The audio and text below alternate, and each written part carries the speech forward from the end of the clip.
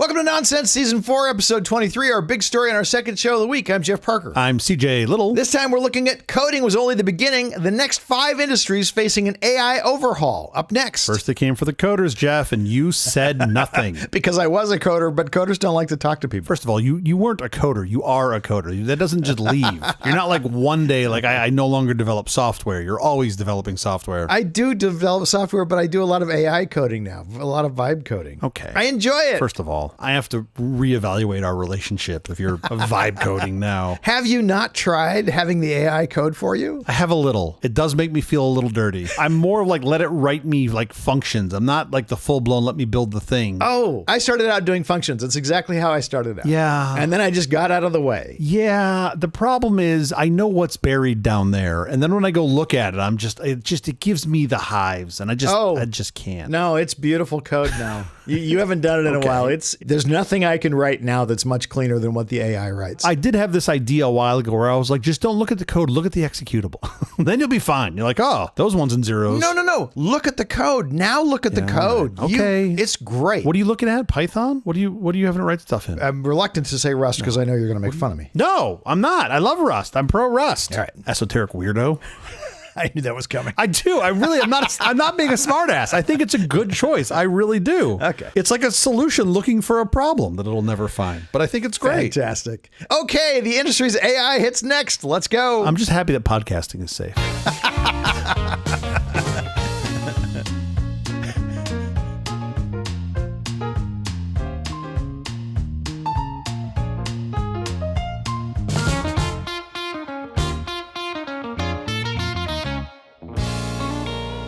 Coding was the canary in the coal mine, but the mine just collapsed. If you thought AI was only coming for software engineers, think again. The era of pure digital disruption is over. The era of everything else has begun. I love that in your mind, there's only 2 parts to the world. There's software engineering and then all the other stuff. Like, that's it. What's your point? What's your point? I'm just saying, I appreciate that you think that way, where you're just like, you're either making software or you're doing one of the other things. From the operating room to the courtroom, algorithms have graduated from writing scripts to making life-altering decisions.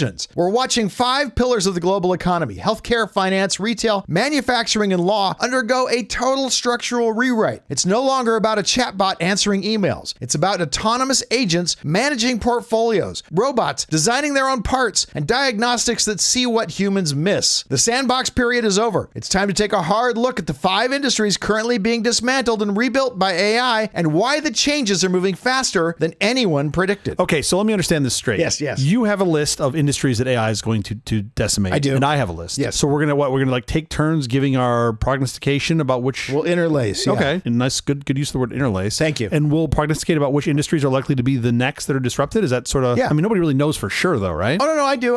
My list is not so much a list as is the answer sheet. Oh, that's what we're gonna do now. I see. Yeah. I see. So I'll try to guess the right ones. Okay. The short answer is anything that involves structured logic and high fidelity replication. Great. The only things in life I find joy in. Pretty much. Great. Awesome. So chaos isn't being replaced yet. That'll be awesome. Not so much, no. But when you say structured logic, that tells me like the real estate agents are going to be fine because there's not a lot of logic going on over there. Yeah, but the way houses are shown, and Sure. the paperwork, especially like in California where the paperwork's somewhat complex, that'll all go away. That'll all change. It's just not the same when you take the AI and you put the low-cut top on it. No. And shove it into a Mercedes S-Class. It's not the same. But you can see the tops of its transistors. You can't see the good ones. The AIs that sell the homes are the ones that show off a couple transistors at the showing. They're just like, hey, look over here. Look at my dims.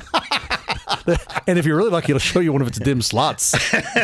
My AI agent likes to have 2 dims put into its slots at the same time. That's what it's... I'm sure it does. It prefers to be double banked. Please stop. I'm begging you. I'm more of a RAID 1 sort of girl. Oh, okay. It's fun to have jokes no one will get. Legal services is my number 1 that I'm going to throw out there. Wow. The legal industry is moving past... Good job, Kreskin. I know. Amazing. But I think it's going to get even worse. I think now, I think you still have law firms who are still clinging to the old ways of doing things. Well, you're always going to have that. That's not going to change. I think you're always going to have folks that just don't adapt to the change. But I think those people are going to be slowly finding themselves with less and less work. Oh, I would disagree with you about slowly. Yeah. I don't think there's to be anything slow about that. I mean, there are so many kids who just graduated law school, and instead of hiring 20 kids fresh out of law school, most big firms will pick up 2 or 3. And those 2 or 3 all think they had, I made it, I made the cut. No, you didn't. Yeah. You made the cut for this week. It begs the question, though, with the power of these efficiency tools, what is the number of lawyers that we need? Has that number gone up, down, or stayed the same? It's probably gone way down. Think how fast AI can generate a contract, and that contract can have contemplated all sorts of things that individual lawyer might not have contemplated if he's never written that particular contract before. Great point. But I've got 2 counterpoints to this. One, if you believe that AI is going to make a bunch of industries more efficient, which I think we can all kind of agree that's going to happen, then you can do more. And if you can do more, you're going to need more, right? You're going to need more, especially legalese. So I don't know what the balance is, but we keep applying like, the legal stuff that we're currently doing, we're going to be able to do much more efficiently. Well, maybe it goes down by, let's say, an efficiency factor of 80%, a massive number. Yeah. Well, if you get 5x the amount of stuff that comes out of it that you need, then you're even Steven. Think about it in a really big case where you've subpoenaed a ton of emails. For sure. I mean, there's millions of emails. Like discovery analysis and yes, exactly. For sure. And all of a sudden the AI is going to do that in like a matter of seconds. Of course, but like how many attorneys out there are going, oh man, you know what I love doing? I love reading discovery. That's my favorite thing. But it's a huge part of the job. I get. Now we don't need those hours. Those billable hours are gone. I get that, but will we have the opportunity to do more things with what was previously those billable hours? I don't really know. I'm not trying to be provocative. I really think there is this opportunity where we can do more because we have more tooling behind it. So if we can do more, you may need more effort from more attorneys. I don't know if it's going to go up by 10% or down by 80%. I just don't know, but I suspect those things are going to balance each other out. Yeah. If you're right now spending, let's make up a number and say 10 grand to draft a contract from your legal firm, and they're going to bill you for whatever 12 hours to understand what you're trying to do, the deal you're trying to do, and craft a contract. If that all gets replaced with 10 cents of compute, what is the value now that your attorney is providing? They're steering the AI. Are they just marking up their time more? Yeah. At first, it's steering the AI, and it's making sure the AI isn't hallucinating. But then not so much anymore. But all that goes away. All that diminishes over time. What does the role of the lawyer become? Are they just the one taking liability? Are they just putting a liability shield saying, well, you're using my LLMs, so now we're the liability shield on your contracts? I don't know. I'm making stuff up. Yeah, I don't know. I don't know what the value add is. Where right now you're like, oh, hey, attorney, you've been doing this for 20 years. What's your thoughts of like, am I going to win in this case, right? If you're litigating. I think when you get that into data analytics and you get that into the world of compute, that just becomes a number that it spits out that you, of course, aren't going to trust. You're going to be like, 97.6% chance of winning this case. I don't believe you. But that's going to get really interesting, right? That's a little bit like looking at these stats of the basketball teams and trying to predict who's going to win. You do actually have to play the game. Sure. You do have to actually get in front of the jury, and you do have to actually get in front of the judge, present your case, and be the guy who's got the best looking suit on and all the things that help you in persuading people that you are someone who is of merit that they should listen to. But you are presuming that the judge stays the way the judge is. When the judge just becomes like a Ticketmaster event window that opens and you just must submit your case by 10 p.m. on Thursday the 12th, and then you just jam it in and then it just spits out an answer. Like, what then? I like that idea because I think you can probably get a less prejudiced judge. If an AI is the judge, you can get I would hope. I mean, certainly that's what's happening in baseball in the strike zone. A person who was normally judging, is this a ball, is this a strike, is now very, very accurately, so we can all see applying the law is the same for everyone. If you assume you're already going to have a big offset in the lawyering, right? The lawyers are going to be utilizing AI. You're going to have less lawyers. Should the same happen on the judge and clerking side? Should it be sort of equal? It kind of makes sense, I guess, right? One shouldn't necessarily lead the other. We've solved the problem. I like it. Yeah, no, good work. Your turn, sir. Okay, I like legal. I think that is kind of an obvious one. I'm going to let you do the obvious ones because you want your list to be perfect or whatever. I want to take some swings. Yes. Fashion.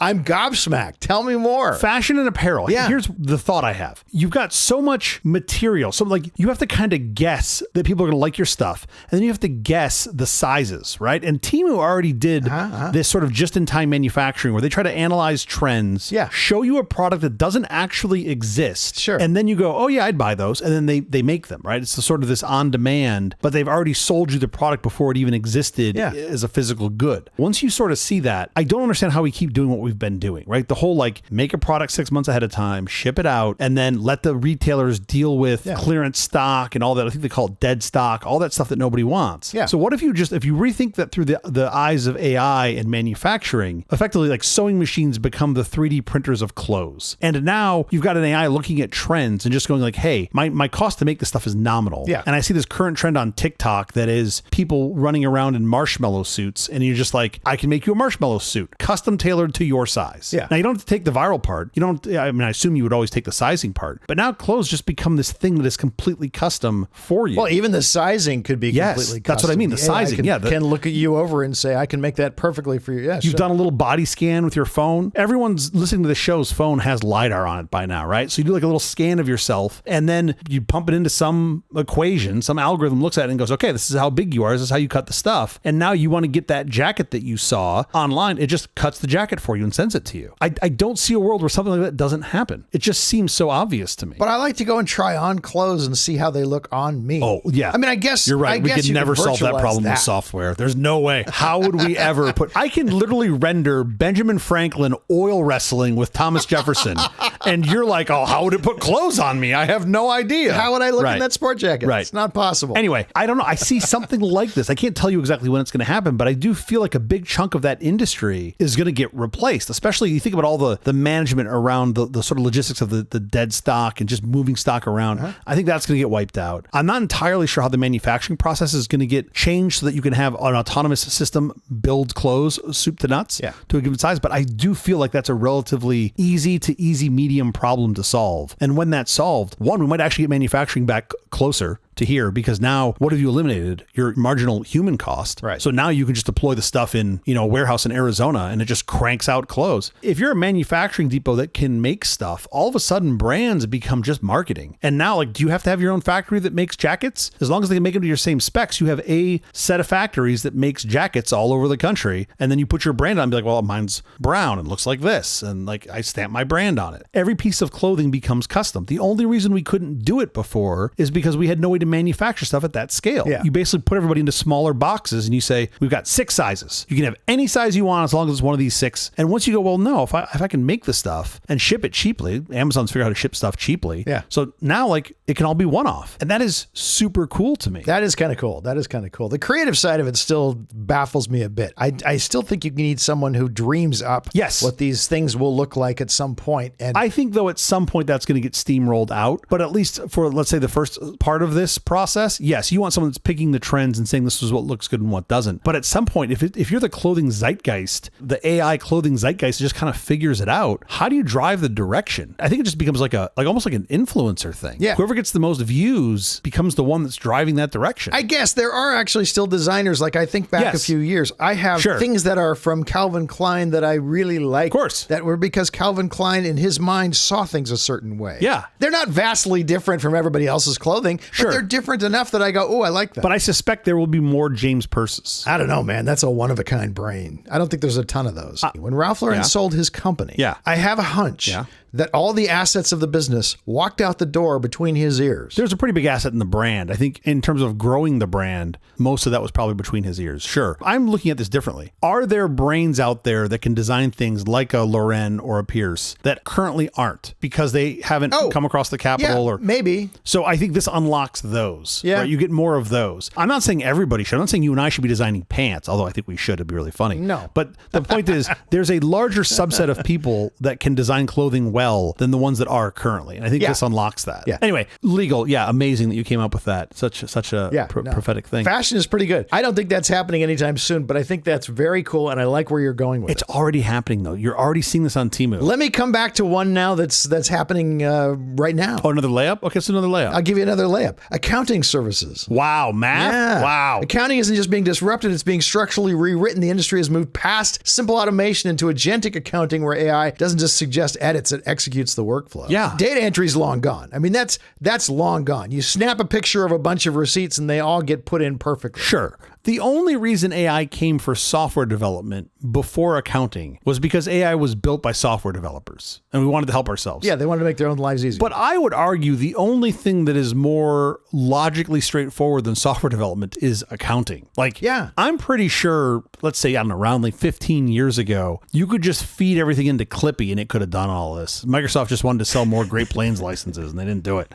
I don't feel like this is a far stretch to be able to just feed everything in and be like, here's your answer, and it just spits it out. I think think currently we're probably at a point where bookkeeping is maybe 80% touchless. That's going to be 100% in the blink of an eye. Yeah, is 80% based on what baseline? What are you measuring back because to? you still have to categorize transactions. You've got to flag anomalies. No, I understand, but you're saying all that's going to get fixed. It's 80% touchless of like the total volume of work. Okay, I see what you're saying. I mean, most of that now can be automated. Most of that the AI can figure out. There's still just a handful of things where you just go, I don't know what category to put this under. 80% might be a low watermark currently. I don't know. I feel like it's higher. We have to go talk to some big enterprise accountants to see. Like, I'm sure they all want to preserve their job and their partner status, but I feel like a lot of those things now are doable. Like, what are you really still touching? What's the thing you're still doing? I feel like, and I mean, I've been saying this now for at least 2, if not 3 decades. Tax preparation. Well, that's the big one. Why there's a human in that chain makes no sense to me. Yeah, I'm 100% with you on this one. Okay. Amazing foresight. Incredible. Thank you. Has anybody else come up with this? No one. It's just me. The amount of thought and effort you must have put into figuring out that accounting is going to be replaced by AI. I'm like Kreskin. This one I would put under the bucket of layup, but it doesn't get talked about a lot. Oh, you're doing a layup now, huh? It's layup-esque. Yeah. I want to give you a bone here on this one. Education. I think education, and specifically like what we would now call tutoring, like a custom education development. Yes. That to me. I'm going to interrupt you and just say this is also my number 3, so we can combine and just discuss it, because this is the exact number 3 that I have. Oh, jumping on the bandwagon. Okay. Yeah. All right. Well, I told you it was an easy one. When you come in to do the layups, I do them too. That's what I do. I think that becomes the alley-oop. I don't know anything about basketball. No, clearly. It does seem like, again, go back to the example I used with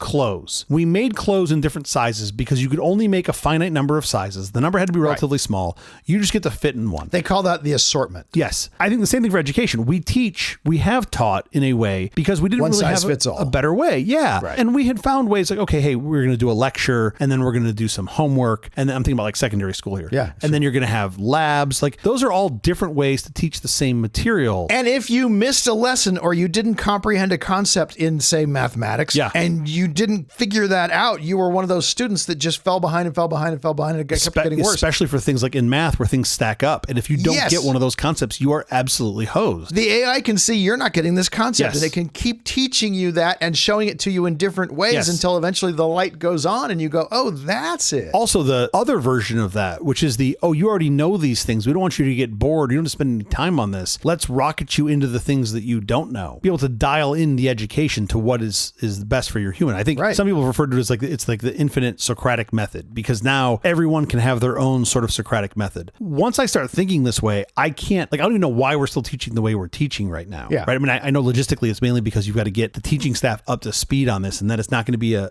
short or easy process. It's going to take some time. Well, that's why the tutoring will go first. What do you mean? Because you don't have to be a credentialed tutor. You can be a tutor, and you can be a fabulous tutor and have no credentials. Now you can go online and you can talk to the AI and it can tutor you. That will happen before the classroom education system in schools begins to be effective. Sure. Yeah, I see what you're saying. Just because it can get there faster. Yeah, there's less resistance. For all sorts of reasons. That's a good point. Yeah, that's a good point. I mean, I think the tutoring should ultimately go away. To me, the tutoring should be the learning. Like what we now call tutoring should become the learning. As you know, I have taught many people to code, and I enjoy the process of watching the lights go on. Sure. As I communicate things in many different ways until I eventually get them. Oh, yeah. Okay, great. And now I understand. That all goes away. The last guy that I taught to code, AI was in existence. Yeah. And I said, here's what you're going to do. Yeah. You're going to download this compiler. And I actually started him on Rust. I said, you're going to download this Rust compiler. You're going to install it on your machine. I don't know how to do that. Yeah. Yeah, that's right. You're going to go to Gemini and you're going to ask it, how do I install a Rust compiler? You just taught him how to fish. Yeah. And I kept walking him through the little bits. Yeah. And I taught him Gemini. Yeah. And he went, oh, that's how you do it. Now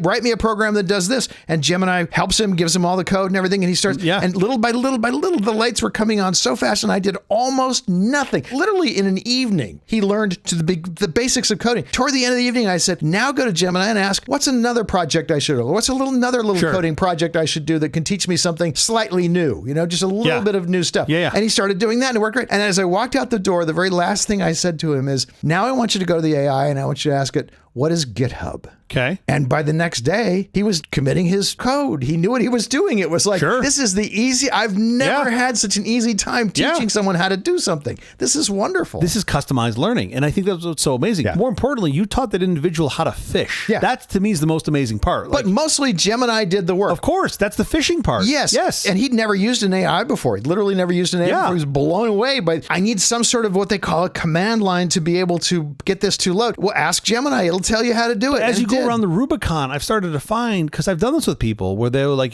call me for things. And I'm like, well, let me just show you. Like 20 years ago, you showed people how to Google stuff. Yeah. And then that was sort of like the answer. And then you still get some calls that will trickle through. Now you sort of show them how to Gemini stuff. Or whatever other AI. I'm not pushing Gemini. Of course, above any other AI. It's just whatever. Any AI. The thing. Sure. My point is, you taught them how to search. Now you sort of teach them how to query an AI. No, sure, they don't need us. Nobody calls me anymore. They don't need anything. I've taught everybody how to this is what it feels like to be the buggy whip salesman guy. Should we move on to my next one? Layup? Absolutely. Architecture and construction design. Oh, I wouldn't call that a layup. It has become a layup in my mind because I've just used it. Remodeling my son's bathroom and basically photographing the space and inputting the photographs and saying, now, how can I more usefully use this space? Okay. And it created several potential layouts, one of which was the one that I went with. Was this a custom construction AI or just like regular old Gemini? No, this is regular old Gemini. This is bland, boring as it gets. Really? And it laid out the room. Now, I weeded through some choices, but it laid out the room beautifully. This one's got a giant dolphin on the wall. That's out. What is this a fireman's pole? That's out.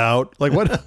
Did you give it a floor plan or just pictures? Just pictures. Wow, that's impressive. Yeah. Did you give it any measurements or did it just assume them or infer them? I guess infer them. It inferred them. Exactly. It inferred like measurements. Stud spacing or something like that. I don't know exactly how it did it. Whatever. But it came out with the right measurements. Oh, I should have been at your house. I would have totally screwed with it. I would have bought like an oversized beach ball or like a basketball that was 3 times the size and put it in there so that it thinks your entire bedroom is miniature. That's really cool. Yeah. I did not expect you to say that you would. And all really sorts of things that are code now. Yeah. I mean, I took pictures of inside the walls and everything when the walls were open. Wait a minute. What is California code for where I live? How is this supposed to be? Yes. And it knows. So you're basically saying that good old vanilla beige Gemini is smarter than 98% of the contractors out there. I can't speak for the contractors, but I can tell you Gemini had everything pretty much exactly right. Wow. That is pretty impressive. That is cool. Local Los Angeles building codes. There's all sorts of requirements and things that you have to do, and you've got to take your stuff into the plan check. Yeah, but if you want the teeter-totter, if you want things to continue to go faster, you got to fix the other side too, which is the plan check side. Plan check should be using AI for sure. Yeah. Because humans are looking over that. It's a ridiculous process.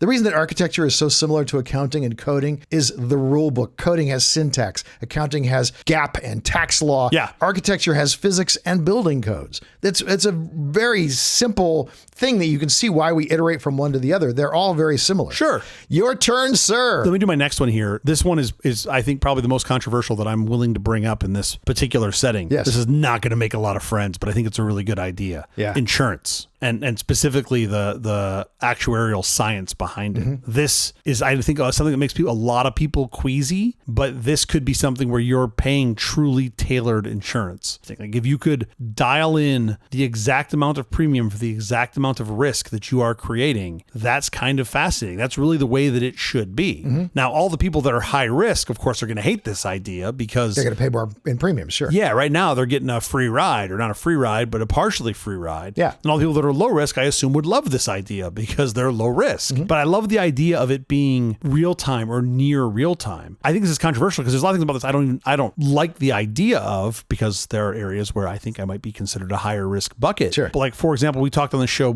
some time ago about the folks that were buying cars, and part of their contract was offloading their driving data to their insurer. Yeah. Right. That was built in as part of their contract. This is the problem with having AI looking at insurance data. Well, but now you certainly have some, let's set aside the privacy constraints for a second, right? You have some real privacy risks, but the idea of being able to dial in insurance, like if you are consistently driving erratically and changing lanes without signaling and, speeding at 2x the speed limit, you are without a doubt a higher risk. Sure. Right. Sure. And if you have some basic item that can detect if you're driving when you're intoxicated, you are a higher risk. Yeah. You should be paying a higher premium. That should be the case, or maybe not even driving. And if you're not doing those things, you should pay a less premium. To me, driving is the easy one. Driving is the first one to go away because autonomous driving is exactly. so nipping at its heels that it won't really matter. But you know what's not going to go away? My new GE Monogram fridge, that when I open the fridge and it goes, hey, Chubby, we see you grab the cake at 2 a.m. Maybe put that back or your healthcare premiums are going up by $8 a month. Like, you want that and you don't want that. You got so many privacy issues here. Right? I am grimacing at the privacy issues. But let's just assume for a moment we can solve the privacy issue. Let's assume for a moment that you can make this all run locally, which is feasible. It's a huge jump. I don't think it's that huge of a jump. You could run everything locally. You could have everything so that it's not putting back any PII. Like, let's just assume for a second there's a path. Okay. Is this a world we want to live in? And I'll tell you, honestly, I don't know. Because part of me is like, yes, exactly. Absolutely. And part of me is like, this is a terrible idea. It's a terrible idea. And again, that's with me setting the privacy constraints aside. But the current version is, one size fits most. And that's not a better solution. So much of hey, fatty, you probably shouldn't have that piece of cake at 3 a.m. in the morning. And you can say, look, my genetics can handle it. No, it would know that. Your genetics can't. No, I'm saying specifically the one that would talk to me would say, hey, fatty, you can't have the cake. I know. If your genetics can handle it, it would just be like, sir, would you like more cake? That's exactly what it should do, right? It should know these things. That's the whole point of the customization. That's a bigger problem. If it starts assessing premiums based on what it knows about your genetics, that's even bigger issue. Isn't that the whole freaking point? Again, set the privacy. It's a concern because of privacy. Again, I'm really torn on this. I feel like I'm running down the path of the Mobius strip, and I keep going from the one side of this is a good idea to the other side of this is a terrible idea, but I'm on the same side the entire time. Like, it's not, I really don't know the answer to it because it really should be dialed into the amount of risk that you're creating. That is the right answer. But there's one thing I know for sure. There's not much I'm confident of. One thing I'm confident of is this is not going to go away. Yeah. You have this tool. We now have to figure out how to wrestle with it. Yeah. So we've got to solve this and find some middle ground where I don't think you're going to find happiness. I think you're going to find a tighter pendulum swing. You're just going to be less bad and less good. Just kind of like, oh, okay, this feels like this is probably the middle. What else you got? Let's hope. My last one is going to offend everyone I know in my neighborhood. And that is, I think acting is basically going away. Oh, yeah. That's a good one. Okay, well, you say the best ones for last. Yeah, the actors who are brand names, the ones who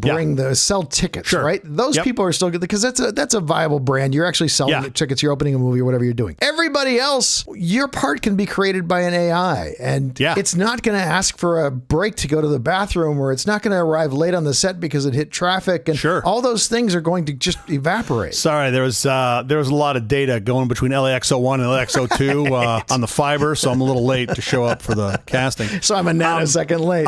Okay, so first of all, this is awesome. Here's the really good news from an acting perspective. Yes. This gives real opportunity for acting to all of the ugly people, because now all of the ugly people can make their own get a job too. Virtual No. Well, that just neutered that one now, didn't it? Because now they can make, you're not going to have a finite set of actors. I would argue, if anything, with AI, you're going to get more actors, more virtual actors, and now those can be created. Yeah. The fascinating part to me is you think about like what is acting, and now you can create that, and that to me is kind of amazing. Yeah, it's not that films are going away. It's not that entertainment is going away. It's just how we make it is completely changed. Yes. There's a big SAG-AFTRA negotiation 2026 that was concerned about likeness and rights issues. Yeah. That's not going to matter for those people who aren't brand names, those people whose faces haven't been out there, who can open a movie. I would argue even for the people that have brands and are brand names, the people that are brand names, they're going to have short-term value in that. That's not a long-term thing. I agree with you. It's different for them. Well, sure. But it's still, that is short-term. Like long tail, these are your options as a human actor. You can either profit from your likeness or you cannot. That's it. There's no need to. But that's my... Why do I spend 1 cent on you if you're not a known value who sells tickets? I can create a brand new human from the AI. Sure. I don't need to have your likeness. I can just have some other person created out of whole cloth. Well, because maybe we need to shift some of the value to the actors being in real life and what they do in real life. Because the one thing you don't have from a virtual AI actor is an in real life version of it. So your likeness does... it's harder to put them on the Tonight Show to promote your movie, for sure. Now when the Tonight Show's all AI. Like that I disagree with you there. But like for them to be out and actually meet a human. But then you get into this whole virtual influencer, which I am fascinated by. Like these influencers that are completely 100% virtual. They're AI created. Yeah. And then they go out, quote unquote, into the real world and take pictures with like, here I am with Mike Tyson at a Super Bowl party. And you're like, wait a minute. One of those is real and one of those isn't. Yeah. And I believe it to be a real image. They've just, superimposed the AI character. I'm not even sure it's a real image anymore. Some of the ones I've seen, I believe, are. Can you tell? I see tons of them now that are completely convincing. Yeah, I mean, it's a very interesting world we're going into. My only point is, I still think there is some value in the human AI actor over a completely synthetic one, but we're not making that valuable. We have to see what value that has. And it might not have as much as we think it has previously, or as much as it has now. Mm-hmm. But that's it. Your choice is you either get some value of your likeness or you don't. Yeah. And now there's a whole new class of people that get to make AI actors that did not exist a couple years ago. Pakistan and India both are creating feature films from AI. fully generated feature films. Yeah. Now, the first ones might be terrible. The first 20 might be terrible, but eventually somebody's going to figure out how I lean into the AI and do things that I could never afford to do. Totally. If I were, even if I had a tentpole budget, I couldn't do. Afford to do things you couldn't do. Things that just weren't possible. Things that I can create in some way that I can create super, super cheaply by just requesting this from the AI, from prompting the AI to give me this shot. And here's the best part of that. They can make that entire production, right, tip to tail, and they don't have to close the streets in your neighborhood once. I love that. Some number of people in this industry here are going to embrace this, in addition to all the people that aren't in this industry, right? But some number of people here are going to embrace it, and those are going to be the ones that are going to win. I think you might have an advantage if you aren't in this industry. I think you might have an advantage if you're coming in some ways, because you're not held back by the legacy thoughts. In some ways, I think you're right. Yeah, exactly. You're thinking from a whole, like the position of what it could be, not what it has been. Yeah. Yeah, I agree with that. I like this one. Acting is a good one. All right, that's my non-layup. What's your last one? My last one, maybe as controversial to me as insurance, maybe not, but I'll just throw this in here. And this is one where I don't know what I want with the insurance side to happen. This one, I don't even want to say it, but I'm going to say it. Cooking. Yeah. Food science. Yeah. I still don't know exactly where AI is going to find the most value in the cooking chain. But I already read somewhere, I read some article about an AI discovering that there were certain molecules in blue cheese and chocolate that were identical, and they led to this fusion dish that sounded absolutely disgusting, but then you taste it probably and it's delicious. like amazing. So that kind of stuff, I don't see a world where that's not going to happen, right? That's 100% going to happen. I'm always amazed when I go to these molecular gastronomy tastings, and there's just things that sound absolutely disgusting, and many of them are absolutely disgusting. But there's always a few that it's like, who in the world ever thought that up? That combination of flavors is fantastic. Absolutely. Anyway, I'm excited to see what happens there, but I very much like your acting and entertainment. I think cooking is going to be the other one that's going to be super interesting. I'm excited about that. I'm excited about the whole thing. Every aspect of this we've discussed, it will cause enormous disruption. It will be very hard on a lot of people. We are going to go through a seismic change in how people work. And you know what? It's still going to be, it's really cool. Which one are you most excited about of change coming? Which one are you the least excited about change? I am the most excited about seeing movies that are made entirely on AI from someone who spends a couple $1,000 and makes a tentpole movie. I am the least excited about seeing movies that are made by AI, and most of which are going to be just dreadful. Really? Oh, yeah. There's just going to be some awful, awful acting. Oh, but don't watch those. The AI will tell you not to watch those. Right. I see you're trying to watch. By the way, it's like movies are now. Number 6. Don't do that. Right. People make really bad movies now, and you have to sort through and find the good ones too. But I think that's probably the one that I think is going to be the most interesting. Oh, that's cute. It's going to have both sides. I think I'm the most excited about the creative explosion that I'm optimistic we're going to see with AI tools around what would call acting or entertainment. I'm actually very excited about that. Yeah. Which one am I least excited about? That's the question. Man, I don't know. It's probably somewhere between insurance and cooking, and I have no good reason to tell you why. I guess that's kind of a lie. I'm excited about all of these. I think these are all actually very exciting. We picked ones that were exciting. Yeah, that's true. All right, we have to get out of here, but quickly before we do, have you seen or read anything good this last week? Well, as you well know, and I think most of our listeners do, I am an avid listener of Ben and David at the Acquired podcast. Of course. Like most of the content that I enjoy, I try really hard not to binge it. I like to spread my content out. I don't want to rip through everything and then just hit the end. Yeah. That is not the way my brain works. So I usually reserve their episodes for long road trips. And last week on the drive to Yosemite, I listened to their Formula One episode. Oh, yeah. It is a masterclass in business strategy. It's a fantastic story. Sure. It tracks F1's wild evolution from a deadly money-losing European racing series into a $30 billion global powerhouse. Yeah. And whether you're a fan of the racing or just interested in how Liberty Media used Netflix to crack the U.S. market and turn every team into a $1 billion plus asset, the deep dive is essential listening. Now, I'm a car fan. I'm a racing fan. I went to Formula One races when I was a kid. I've always loved it. You do not have to be a fan of cars or racing to enjoy this episode. It's really part like engineering World Cup, which the engineering in F1 is amazing. Like insane. Second only maybe to NASA and the ESA. It's part what they say Real Housewives of the Garage, which I think is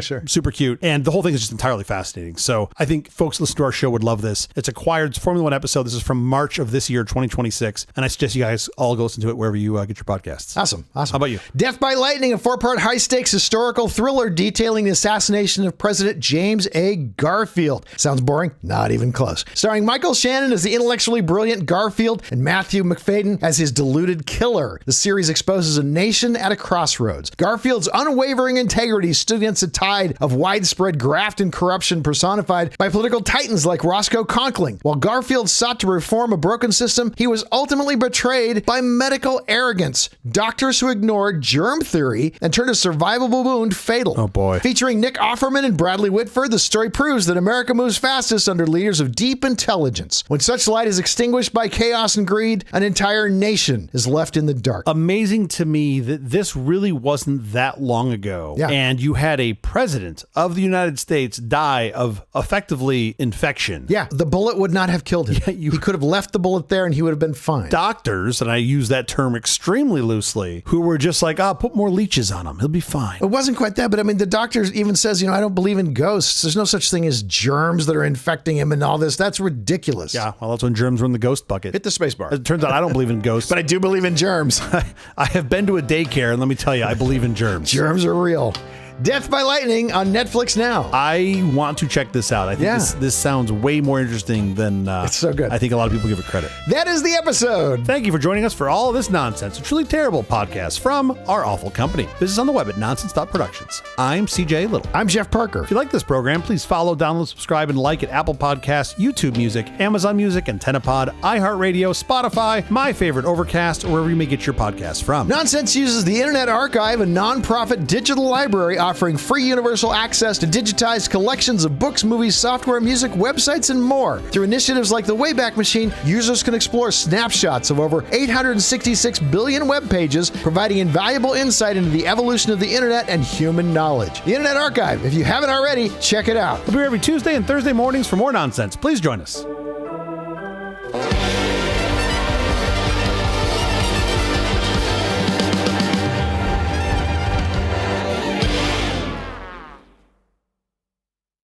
Right now, if I brought an autonomous robot over to your house, what would you want it to do? But I don't know. I struggle with this. What would I have the robot do? I wouldn't. I'm sure I wouldn't have it cook. I'd want it to do other things so that I could cook. I would say maybe 3 or 4 times out of 7 during the week, I would have it cook for me. Like, I enjoy it, but it's the difference between it having to be utility and fun. And I'd say maybe 50% of the time I can still have good fun and have the utility the other times. When you don't want to cook on those nights, we have these things called restaurants. Go on.